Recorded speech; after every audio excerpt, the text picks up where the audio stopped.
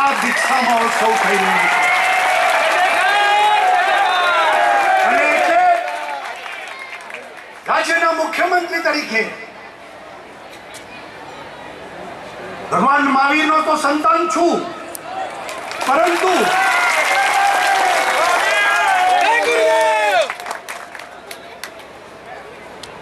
જે ગુજરાતમાં આટલી મોટી તપસ્યા થતી હોય,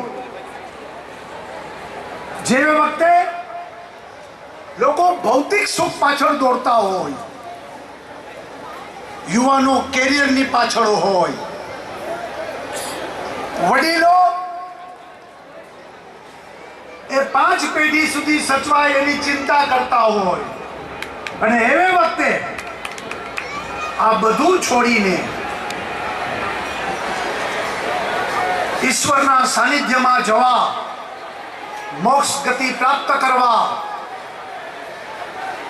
યુવા પેઢીને આ પ્રકારે જેમને દર્શન આપ્યું, જેમને પ્રેરણા આપી, એ કોઈ નાની સૂની વાત નથી મિત્રો. અને એ આવા જ પૂજ્ય પવિત્ર સંતો કે જેમની પ્રેરણાથી આ નવી પેઢી બધું છોડીને, સંસાર છોડીને, ઘરબાર છોડીને, આજે જે હું વરઘોડો જોતો હતો, બધા સુખી સંપન્ન લોકો છે અને જેમને એવડો મોટો મહોત્સવ કર્યો છે, એમના પરિવારમાંથી જો દીક્ષા લેતા હોય તો બધું છોડીને નીકળ્યા. બાવા હતા ને બાવા બનના પડા એવું નથી, પરંતુ ખરા અર્થમાં છોડવું, અને છોડવું અઘરું હોય છે. માનવ સ્વભાવ છે ને, કામ, ક્રોધ, મોહ, લોભ, માયા, એ છોડવી અઘરી હોય છે. અને ભગવાન મહાવીરના પંથ ઉપર દયા, અનુકંપા, કરુણા, પ્રેમ એવા ભાવથી ભગવાન મહાવીરે જે આપને રસ્તો દેખાડ્યો છે, અહિંસા, અપરિગ્રહ, અનેકાંત, અને એ દિશામાં શરીર અને મનને બાજુએ મૂકી, બુદ્ધિને બાજુએ મૂકીને આત્માના કલ્યાણ માટે જીવથી શિવ, આત્માથી પરમાત્મા, વ્યક્તિથી સમષ્ટિ, અને એ રીતે આજે જે લોકો દીક્ષા લઈ રહ્યા છે, હું એમ માનું છું ઇતિહાસમાં, આપણા જૈન ઇતિહાસમાં આવડી મોટી દીક્ષા ભાગ્યે થતી હોય છે. અને એ ગુરુદેવોના પ્રતાપે આ લાભ ગુજરાતને મળ્યો છે. એ ગુજરાતના મુખ્યમંત્રી તરીકે હું ગૌરવ અનુભવું છું. અને આપણું ગુજરાત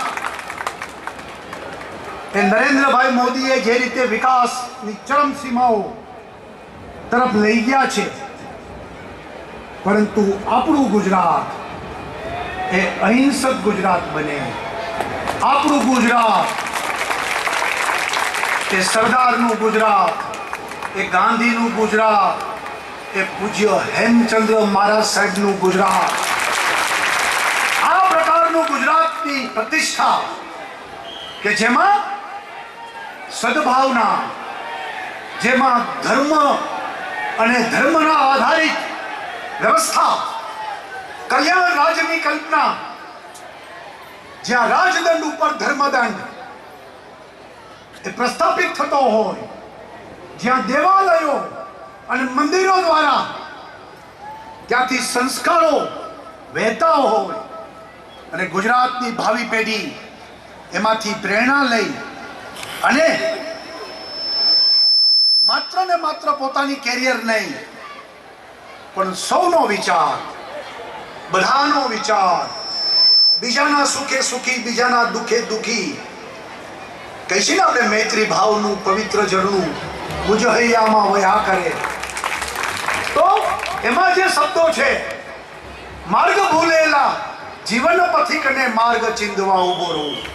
આ પ્રકારે આ ગુજરાતમાં પછી પાલિતાણા હોય, શંખેશ્વર હોય, કચ્છની પંચતિથિ હોય કે પછી થરાદના દેરાસરો હોય, ત્યાંથી આ પ્રકારે એક વાયુમંડળ પેદા થાય કે જેને કારણે જૈન એ બધા જીવોનો વિચાર કરે. ભગવાન મહાવીરને નાગ કહેડે તોય ભગવાન મહાવીર કે તથાસ્તુ, અને એના પગમાંથી દૂધ નીકળે. દૂધ તો ત્યારે નીકળે કે જે માતા પ્રેમથી બાળકને જ્યારે વાલ કરતી હોય ને તો દૂધની ધારા હોય છે. એ રીતે ભગવાન મહાવીર પ્રત્યેક જીવ માટે કરુણા અને એમાં દૂધની ધારા વહે. આ ભવ્ય વારસો આપણે પ્રાપ્ત થયો છે. આપણે નસીબદાર છીએ કે આપણે જૈન વારસો મળ્યો છે, જૈન કુળમાં આપણે લોકો છીએ. ત્યારે બધા જીવોની ચિંતા કરીને આપણે આગળ વધવા માંગી છીએ. ગુજરાતના મુખ્યમંત્રી તરીકે